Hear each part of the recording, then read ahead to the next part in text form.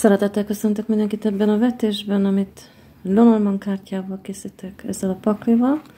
Aztán régóta meg akartam annó venni, és akkor egyszer csak rátaláltam egy litván eladó, kártyás eladó eBay-es oldalán. Aztán több kártyát is vettem tőle, nagyon sok minden megtalálható nála, és nem is drágám. Leszettem mert volt még egy hát ilyen kerete még, de nekem egy jobban tetszik, meg hát egy kicsit kisebbé is tette. Ez egy 9-es a pakli alsó napjával, látjuk, hogy kommunikáció a téma.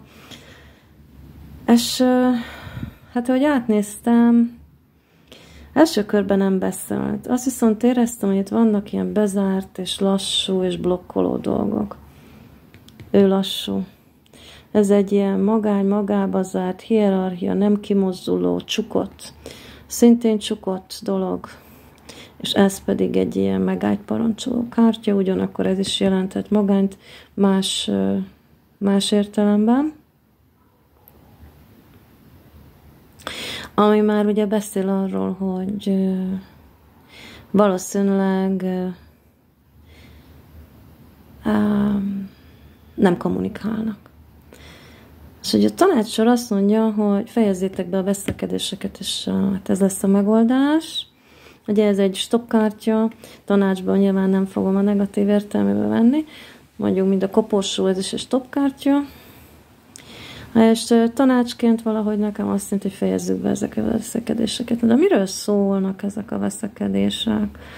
Hát, hogyha az ember sok mindent nem tud első körbe, akkor hát megnézi például olyan módszerekkel, mint a lóugrás. Ez a kártya ezzel a két kártyával áll lóugrásos kapcsolatban, és ugye az elköteleződés az, ami fogyatkozik, fogyatkozó elköteleződés. És akkor meg lehet nézni az elköteleződést, végül is milyen kártyák veszik körül. Valahol ez világította meg nekem, most egy kicsit hátulról kezdem az egészet, és össze-vissza, de hát ez... Én azt gondolom, hogy minden kártyavetést ott kell kezdeni, ahol elkezd beszélni. És bár ez egy elég egyértelmű dolog itt, ugye, hogy egy olyan tudás, első körben ez lehet tudás, de ugye ki fog derülni. Oké. Hát ugye ki fog derülni, azt általában akkor szoktunk mondani egy grand tablóba, amikor ugye a nyitott rész, hát nem a nyitott részével, hanem a gerincével ellentétes részével van a szignifikátor felé, de ugye itt nincs szignifikátor, ráadásul ugye, hát ez még beszélhetne, de ez inkább egy grand tablós technika, nincsen szignifikátor. Ugye arról, hogy mi ez a tudás, arról a két mellette levő kártya tud beszélni, és hát nyilván valahogy az érzelmeknek a fogyatkozása. Azért nem mondom, hogy bepiszkolódás, mert ami nekem itt a kulcsot megadta, az ez. És mind a kettő egy ilyen nem mozdulós, rigid, lassan növekedő. Tehát nekem valahol arról beszél, hogy egy ilyen megszokás.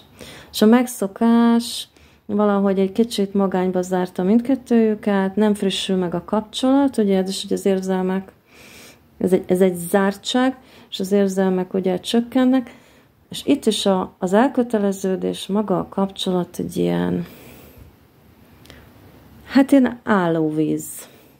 Most ez is egy olyasmi, ami nem mozdul. Ugye mondhatnánk azt, hogy mozdul, mert ugye mind a kettő olyasmi, hogy mozdul. De ugye ez hagyományosan az ismétlődő, sehova nem vezető dolgok. Veszekedés is természetesen, és egy tanácsról meg lehet ezt így mondani első körbe. De vagy valahol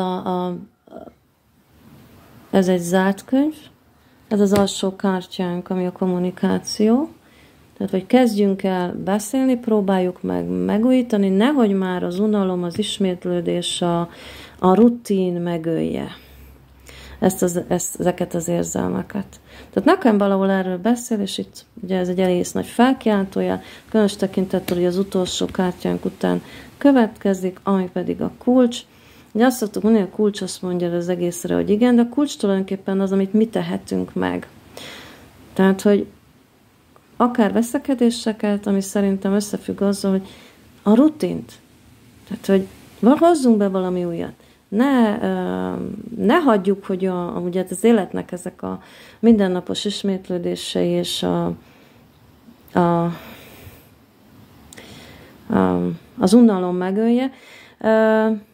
Igen, valahol a kapcsolat megújítását, hogy most ez egy randizás, úgy értem, hogy a kapcsolatommal, mint hogyha teljesen új lenne, hogy a gyerekek nélkül elmegyünk egy nászútra, ami lehet akár egy egynapos, kétnapos dolog is, de valami újat be kell hozni. Vagy ezt a zártságot, ezt a lassan kialakuló egymás mellett élést, ezt megtörjük. Hát ez most egy nagyon rövid vetés volt. Nagyon megörültem, amikor megértettem, hogy mi az, amit itt igazán érzek. Szóval mindig ez úgy van, hogy ugye ezeknek vannak ilyen alapvető energiái. Valamilyen energiát, valamilyen érzetet sugároz. És éreztem, hogy ez a kettő nagyon összekapcsolódik, na de hát hogyan? És nekem ezt mondja, ugye azért ez a szívet nyomja, és hogyha a régi kártyatechnikával élünk, hogy amikor van hiátusunk, tehát hiányunk a Grand Tablóba, vagy szeretnénk egy olyan kártyáról, ami irányos kártya, és abban az irányban, amivel beszélne, ott nincs kártyánk, akkor ugye azt szoktuk csinálni, ezt ritkán csinálom, de nekem itt beszél, már azok után, hogy a többi módokon megfejtődött ez a dolog.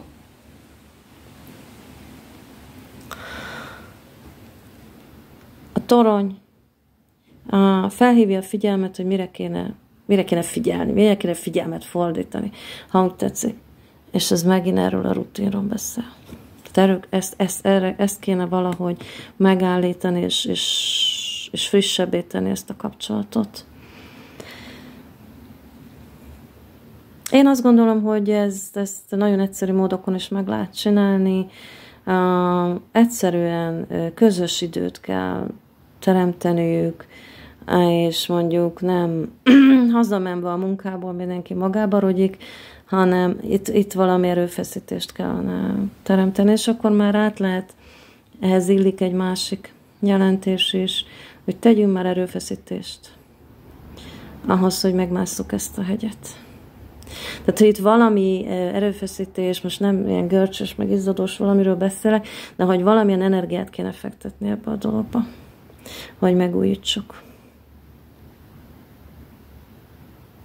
Mert különben megevődik ez a szív. Hát köszönöm szépen a figyelmet, ez most rövidke volt, de talán nem is olyan nagy baj. Aki úgy érzi, hogy tetszett a videó, megkérem, hogy lájkolja, aki hasonlókat akar látni, az iratkozzon fel, és aki úgy gondolja, hogy Lenormand tanul, vagy cigánykártyát tanul, vagy másvetőkártyát, vagy tarót, az pedig a leírásokban megtalálja a tudnivalók terület, vagy persze meg lehet engem keresni, és akkor további információt is adok. Köszönöm szépen a figyelmet, és szép napot, szép hetet!